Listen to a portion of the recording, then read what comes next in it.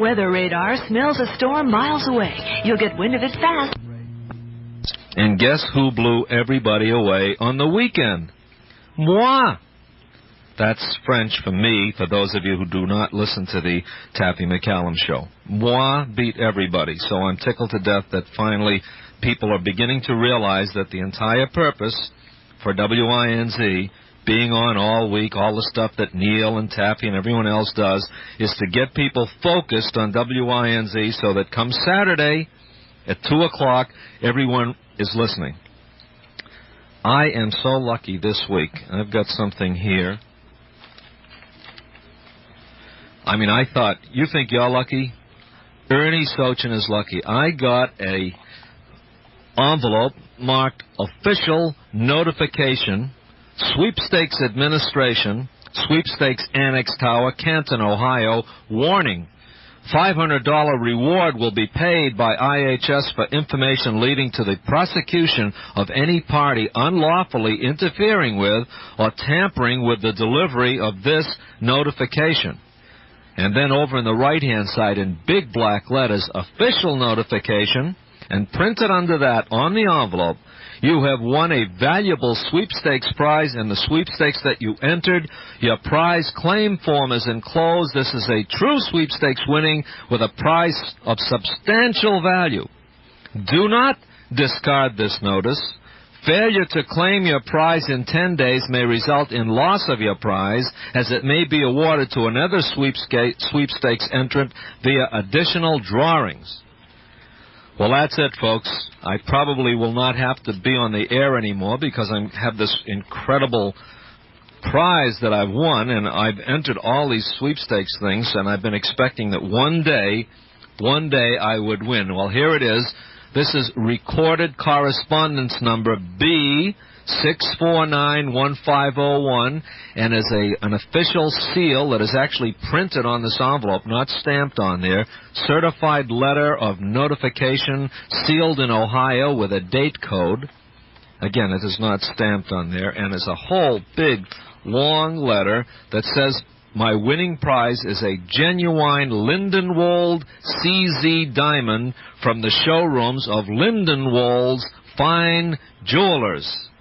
Wow, folks, I've won a diamond. Kyle, are you excited? You don't look very excited. Look at. You think I'm kidding? This is that official looking? And this here with a seal, an official entry seal. Now, wait. Here comes the good stuff. Here is my official sweepstakes winner prize claim form. All I have to do is peel my address off something here.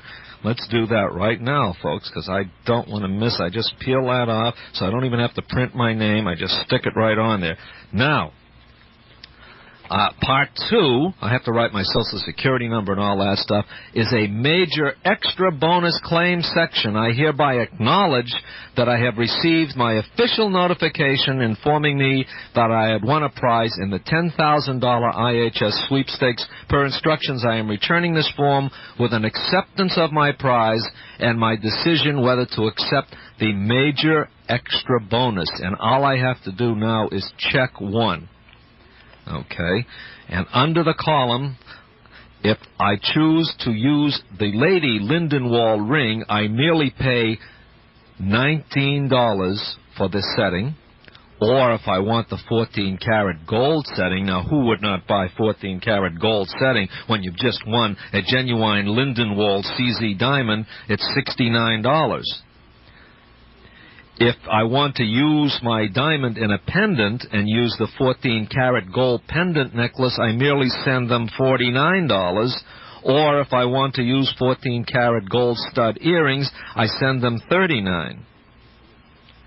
Now, this is truly exciting, and there's a little chart that I can cut out and measure my ring size. And here, folks, boy, do you realize how lucky, I mean, look how many things I've won since I've been here at WINZ. And whenever I win one of these things, I share it over the air with you folks. Here's a picture of Lindenwold's Fine Jewelers, and they show this little old man. God, he's almost as old as I am, with little funny glasses like I'm wearing, only he's got a loop, which is, you know, a little extra magnifying glass, and you see him very gently handling this Lindenwold diamond. Now, here is, you think that's all? This is from the Lindenwold Laboratory for Identification and Grading of Top Quality Cubic Zirconia and Other Fine Jewelry. And then it tells me that because I am the bearer of this certificate with quality control batch code number Y43211-234, dated 4/17/87, characteristics, imperfections, and inclusions, it is typed in none, and I have won this, a cubic zirconia, round, brilliant, 58 facets, weight 1.7 times denser per carat. Signed by Laboratory Director David Carrington. What a bunch of horse duty! How do they get away with mailing stuff like this? Now, you know most people are going to do when they get this. First of all, there are people, and probably the same people, that are sending money to Tammy Faye. Somehow, I put them all into the same category. Don't ask me why. It's probably a prejudiced, biased, stereotyped statement.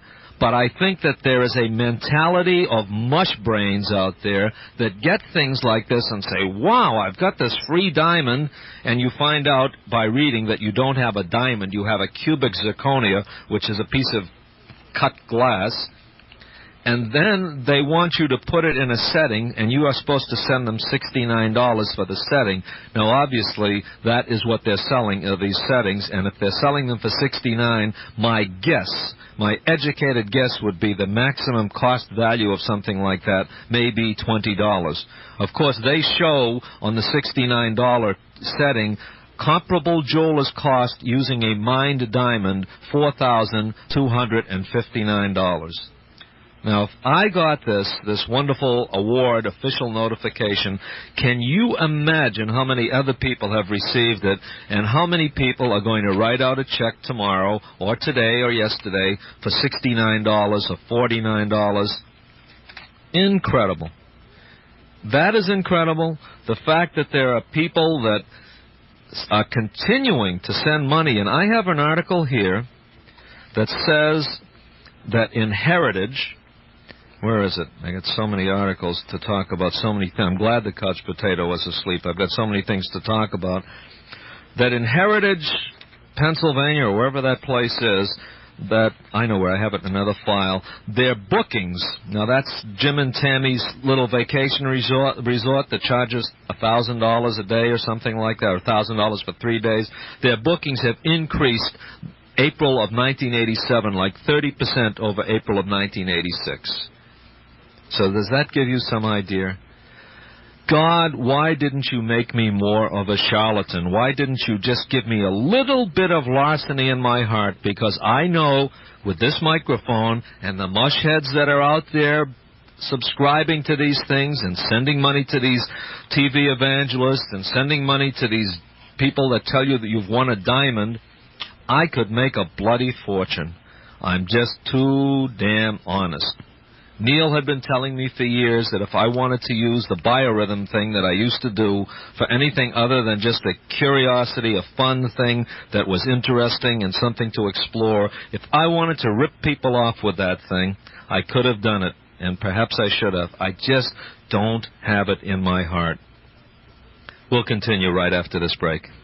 A long-awaited phenomenon is about to take place. Carved furniture 21 hours below cost. Importance than what the FCC is attempting to do now, and that is what the Supreme Court has just done with what could end up being called a P rating. They have upheld the Justice Department's use of the word propaganda to label various films that may be exhibited in this country. Now, right now, that's just a small step. Okay, a small step for the Supreme Court and a giant step backward for mankind. It was a 5-3 majority opinion, but still just a small step. Because once the Justice Department can decide on their own what is propaganda and what is not propaganda, we are only one step away from saying that this is dangerous propaganda that could possibly lead to the overthrowing of the United States government or whatever. There are laws against that. We are not allowed here on radio to advocate the violent overthrow of the United States government by force. We cannot do that. But let us say that a movie such as Platoon had come out during the Vietnam conflict. Would that not have been labeled as propaganda? Now, that does not mean yet. I throw in a big yet. That does not mean yet that it cannot be shown. But what do you think would have happened to a movie playing in Miami with our somewhat violent community if that film happened to be labeled as propaganda, as several Canadian films were that happened to deal with the nuclear holocaust? The news today, I just heard that a couple of people had their businesses bombed because they're trading legally with Cuba. Now, if you want to picket, and if you want to walk in front of their store with signs and say these people deal with Cuba, that's fine, but throwing pipe bombs? Not in America, with a C. Not in America. And this business with the Supreme Court upholding the Justice Department on this propaganda ruling is going to get even more of these hotheads to attempt to decide who can say what and do what and show what. Folks, we are in trouble. I cannot forget, and I will continue to repeat, the statement that Mr. Mullins from the ACLU made here on this station. Very brilliant man in my mind. And he said that freedom and democracy are something that you have to work very, very hard for. It doesn't come free. Freedom doesn't come free. It requires a zealousness on the part of the citizenry to protect those freedoms. Because if not, an administration like we have, a Supreme Court that has been loaded by the administration that we have, will gradually erode all of our freedoms. And it starts with a very vague ruling that the FCC has tried to impose on broadcasters as regards community standards, decency, something that might be mistaken for sexual innuendo. Those are the most dangerous rulings because those encompass everything. When I said horse doo-doo before, that could be describing an excretory function, and therefore they could say, Ernie, we're taking the license away from WINZ. I don't know. But if that type of ruling comes down, and this propaganda ruling comes down from the Supreme Court, the highest court in the land, we have some serious problems coming our way. Some very serious problems. One of the problems is it's time for another break. All these callers are in, and I went right into my next break. I promise I'll get to the callers right after this. We'll be right back. The best car repair guarantee in America comes from Miami Lincoln Mercury Mercure, right off I-95 at the 81st Street exit. Hey, Ernie. How Good. Isn't it nice to have a talk show host that will accept your calls? Nice to have one that has the intelligence to accept them. Well, all right. I just wanted, you were talking about the Japanese trade and so on and so forth. Right. I had a meeting with a business associate of mine who deals in international trade in Central and South America, and he had just come the day before back from Panama where he does a good deal of business. And he asked me if there had been any articles in the U.S. press in the preceding week while he was out of the country about the fact that Japan was loaning third world countries billions of dollars to help pay down their interest on their U.S. debt. Yes, there was an article in the paper just the other day. They're paying third world countries, and in particular some of those in South and Central America. Because I had told them that I personally hadn't seen any. Yes, there was an article about it, and also the article that I can't find, and I could have sworn I cut it out to bring in today, repeating the fact that one of the Japanese ministers said that the reason Americans aren't competing is that they are lazy, but he also said that they are going to, and have already purchased many buildings and a great deal of land in the United States, and we will end up more or less working for the Japanese anyway. Well, there's no question about that. You know, it's every time we hear about how anyway, by the way, he showed me the Panamanian newspaper with front page news there. But of course, here I'm really surprised that you had seen something about it. Yeah, I saw it during the newspaper this week. You want to hear another one, Harvey? This will blow your mind. I'll read this from the newspaper. With lightning speed and breathtaking efficiency, a huge new machine will begin spitting out U.S. passports at a peak rate of 4,200 an hour sometime this week.